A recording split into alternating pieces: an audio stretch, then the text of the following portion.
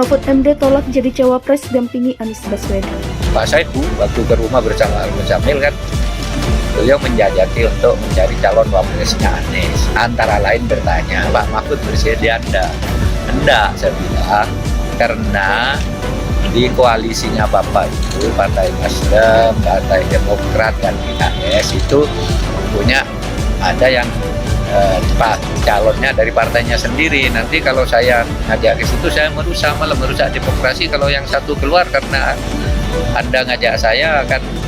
Oleh sebab itu saya minta Bapak jaga koalisi. Saya bilang begini kepada Ketua PKS, jaga koalisi, jangan ngajak saya ke dalam agar tidak pecah. Kalau saya ke dalam nanti pecah malah karena ada yang tidak setuju, ada yang gitu kan. Terkesan Mahfud MD bermanuver untuk tidak menyukai Anies ya, agar tetap dianggap good boy di kekuasaan mungkin.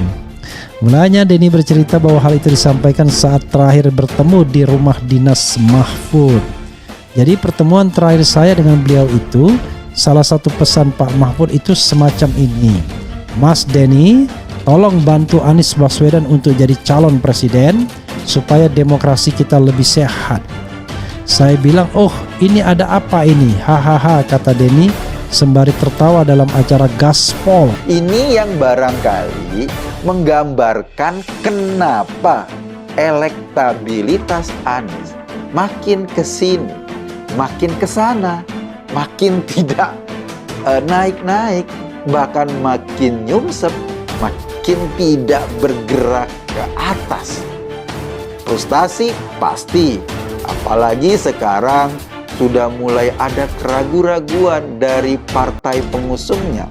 Andi Arief misalnya dari Demokrat itu mengancam kalau AHY tidak ditetapkan sebagai cawapres, maka Demokrat punya opsi lain. Menteri Koordinator Bidang Politik, Hukum, dan Keamanan atau Menko Polhukam Mahfud MD menolak menjadi calon wakil presiden pendamping Anies Baswedan di Pilpres 2024. Ia beralasan jika dirinya dijadikan bakal cawapres Anies, koalisi perubahan yang terdiri dari Partai Demokrat, Partai Nasdem, dan Partai Keadilan Sejahtera dikhawatirkan bisa pecah.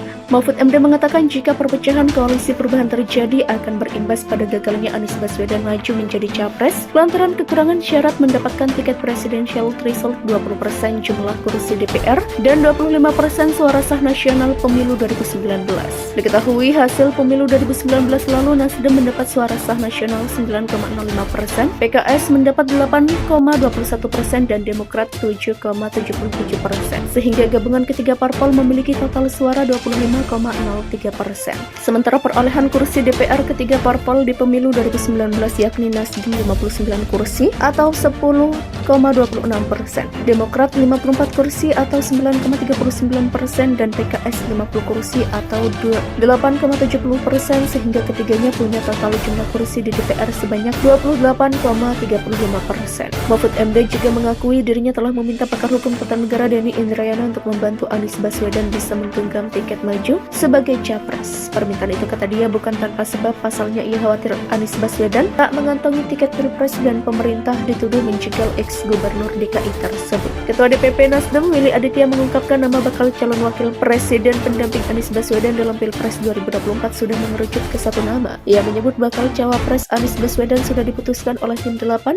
Nama itu juga sudah disampaikan ke Ketua Majelis Tinggi Demokrat Susilo Bambang Yudhoyono dan Ketum Demokrat Agus Harimurti Yudhoyono. Nama cawapres yang akan mendampingi Anies tersebut merupakan hasil diskusi para ketua umum Partai Nasdem, PKS, dan Partai Demokrat. Dari diskusi itu didapati satu nama yang sampai saat ini masih dirahasiakan. Willy masih enggan menyebut siapa sosok bakal cawapres itu. Dia mengatakan Anies sendirilah yang akan mengumumkannya ke publik. Sementara itu, Ketua Bapilu Partai Demokrat Andi Arief meminta agar bakal cawapres pendamping Anies Baswedan segera diumumkan. Dia mengatakan hal itu merespon hasil survei Lembaga Indikator Politik Indonesia yang menempatkan elektabilitas Anies Baswedan yang masih terus berada di posisi ketiga di bawah Prabowo Subianto dan Ganjar Pranowo. Andi mengatakan jarak elektabilitas antara Anies Baswedan dengan bakal capres lain tak boleh terlalu jauh. Kalau jarak sudah cukup menganga, itu pasangannya juga akan berat, tapi kalau harus segera dilakukan deklarasi berpasangan supaya rakyat dan basis-basis pemilih partai maupun mereka yang mau perubahan itu yakin dan mulai bergerak dan menaikkan kembali elektabilitas Anies. Demikian ujarnya.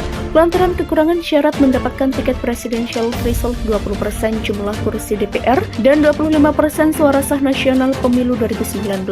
Diketahui hasil pemilu 2019 lalu Nasdem mendapat suara sah nasional 9,05%, PKS mendapat 8,21% dan Demokrat 7,77%, sehingga gabungan ketiga parpol memiliki total suara 25,03%. Sementara perolehan kursi DPR ketiga parpol di pemilu 2019 yakni Nasdem 59 kursi atau 10,26%, Demokrat 54 kursi atau 9,39% dan PKS 50 kursi atau 8,70%, sehingga ketiganya punya total jumlah kursi di DPR sebanyak 28,35%. Mahfud MD juga mengakui dirinya telah meminta pakar hukum tata negara Denny Indrayana untuk membantu Anies Baswedan bisa menggenggam tiket maju sebagai capres. Permintaan itu, kata dia, bukan tanpa sebab, pasalnya ia khawatir Anies Baswedan tak mengantongi tiket pilpres dan pemerintah dituduh menjegal ex-gubernur DKI tersebut. Ketua DPP Nasdem Willy Aditya mengungkapkan nama bakal calon wakil presiden pendamping Anies Baswedan dalam Pilpres 2024 sudah mengerucut ke satu nama. Ia menyebut bakal cawapres Anies Baswedan sudah diputuskan oleh tim 8.